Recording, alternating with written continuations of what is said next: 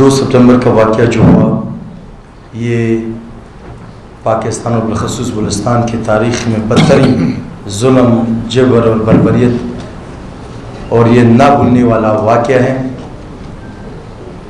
वक्त का मैं 2-3 मिनट में ही ख़त्म करूँगा।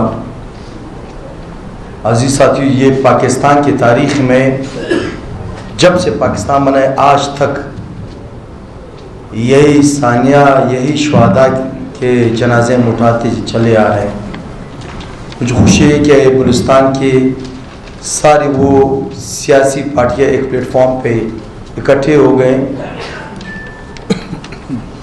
कि कब तक पाकिस्तान के जुल्म होगा। आज अगर इमरान खान जेल में, तो इमरान खान भी मुल्क की में कानून की बालादस्ती की बात करते थे, वो अपने ज़ात की बात नहीं करते। हमारे साथ 9 मई का जो ड्रामा रचाया गया और 12 घंटे के अंदर 10,000 से ज़्यादा वर्करों को जो इन्होंने प्री प्लान इन्होंने अरेस्ट करवाए, और फिर 8 नवंबर को क्वेटा में जो हमारे साथ वाक़या हुआ, हमारे वर्कर्स पे जो तशद्दुद हुआ, सीट फाड़ किए गए, 6 वर्कर हमारे ज़ख्मी करवाए गए। गुनाह हमारे सिर्फ ये थी कि हमने एहतजाज करना था या जलसा करना था। 26 नवंबर को इस्लामाबाद में हमारे दर्जनों वर्कर शहीद करवाए गए। गुनाह हमारे वहाँ थे कि अपने हकूक़ के लिए कानून की बालादस्ती की बात करते हुए हमारे वर्करों पर स्ट्रीट फायर कराई गई और शहीद करवाए गए, और रातों रात उन रोडों को धोया गया ताकि किसी को कोई सबूत ना मिले। और 2 सितंबर में फिर हमारे साथ वही वाक़या हुआ। ये तो अल्लाह का बड़ा शुक्र है कि अगर 30-40 सेकेंड सदारत जामेंगल साहब, महमूद खान चकज़ई साहब, असगर खान चकज़ई साहब थे, सेंटर कबीर मोहम्मद शहीद साहब या अलामा साहब थे, 30 से 40 सेकेंड पहले अगर ये ना जाते तो ये वाक़या तो हमारी क़यादत के साथ होते। यहाँ पर ये नामनियाद फॉर्म 47 उनका तो हैसियत ही नहीं, उनसे क्या कहने हैं, वो तो खुद ठेकेदार है। वो जो SHO के मार वाले वो अब वो उस दिन कहाँ मर गए।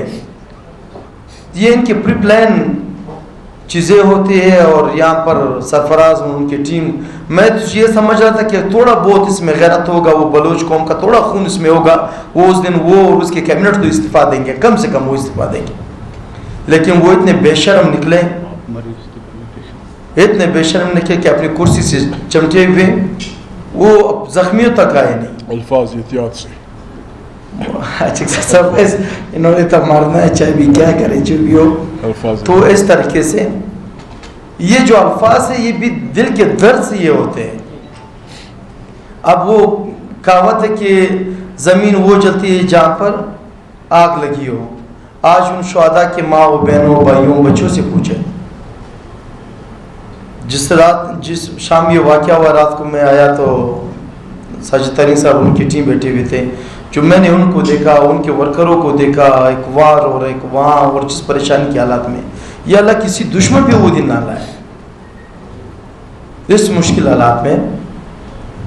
तो मरना सब ने मरना है। खुदारा ओश के नाखून ले जाए। वो अडियाला जेल में एक दरवेश बैठे, उनसे माफ़ी मांगे, माफ़ करेंगे इस मुल्क के लिए, वो माफ़ करेंगे। ये जिम्मेदारी हम वर्कर्स लेते कि वो माफ़ करेंगे इस मुल्क के लिए।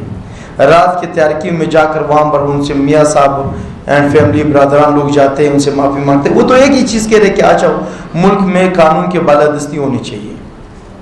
अब वो जेल में बैठ करके पाकिस्तान तहरीक तहफ़्फ़ुज़ पाकिस्तान का अगर चेयरमैन महमूद खान चकज़ई साहब होना है तो इसलिए कि जाकर उनसे बात करें कि आ जाए, इस मुल्क बनाने के लिए खुदा आ जाए। कोई बात नहीं, ये 2 साल जितने जुल्म आपने उनके वर्करों पे, माओ बहनों पे, डॉक्टर यास्मीन राशिद 70 साल से ऊपर ख़वातीन यानी कैंसर के मरीज़ है, जो जुल्म आपने उस पर किया तारीख़ में नहीं मिलते। तो बस करे खुदा के लिए। मैं जजेस को भी ये कहता हूँ, अपने मीडिया वाले को कहता हूँ, खुदा रहा ये अज़रिया कम लगवाए, छोड़ दें क्या अज़रिया। ये अज़रिया तो आज हमारे मुल्क, हमारे सूबे तो यहाँ तक लाए कि जब हम उनके दरबार पे जाते हैं, अज़रिया लगाते हैं सिर्फ अपने लिए, ना मुल्क के लिए ना सूबे के लिए। खुदा रहा ये बंद करे। और जो सियासी पार्टियाँ वहाँ जाती हैं उनको कहता हूँ खुदा रहा ये अज़रिया बंद करे। इनके दरबार के अज़रिया जिसने भी लगाई वो आज तबाह होगा।